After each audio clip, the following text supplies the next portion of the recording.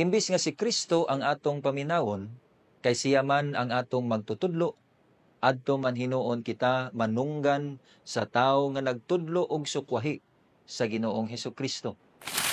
Mayong adlaw mga hinigugma sa Dios. Ako si Father Philip Pipito, ang kasamtangang Editor-in-Chief sa Bag-ong Lungsuranon.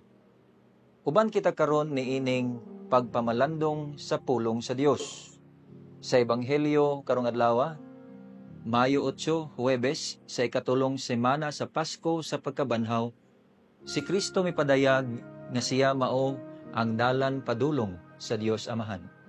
Walay makaila sa Amahan gawas kaniya nga anak nga nahiusa pag-ayo sa Amahan. Nakaila og nasinati nato ang Dios, pinaagi kang Kristo nga iyang bugtong anak. Atong masabtan dinhi nga si Kristo maoy atong dalangpanan sa tanang higayon og sitwasyon sa atong kinabuhi.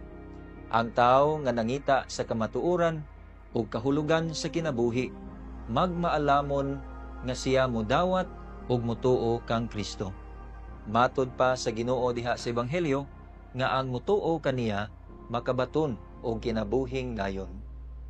Subo lang palandungon mga igsuon nga adunay mga higayon nga imbis sa Ginoo kita modangop ug magtamod sa iyang pagtulun-an sa atong pagkinabuhi, ang tawhanon ug kalibutanong mga butang kinaiya o panghuna-huna pahinuon ang atong unahon. Imbis nga si Kristo ang atong paminawon, kay siya man ang atong magtutudlo, adto man hinuon kita manunggan sa tawo nga nagtudlo og sukwahi sa Ginoong Hesukristo. Ang Ginoo nagtudlo sa paghigugma, apan ang pagdumot maoy paundayunan, kay lagi maoy makita diha sa kalibutan, mata sa mata, ngipon sa ngipon.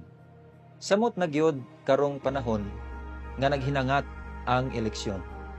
Imbis mo dangop sa Ginoo aron paapilon siya diha sa iyang grasya sa kaalam, aron butaran sigon sa konsensya kadtong mga tawo nga angayang mangulo sa atong nasod, kay nahiuyon sa pagtuo og Dios nung kamatuoran, adto naman hinuon mudangop og maminaw kung kinsay butaran sa mga lider sa matag cluster sa mga kandidato, tingali tungod kay adunay gipanghatag nga kwarta o nagtinapulan lang sa pagpakisayod kung kinsay butaran, mao nga mangutana na lang kung kinsay dumadaog nga kandidato ug mao na lang po'y butaran. Ang Ginoo wala magkuwang sa iyang paghigugma kanato. Iyang gihatag ang iyang kaugalingon aron kita mabuhi. Nahimo pa gani siyang kalanon sa kinabuhi alang kanato.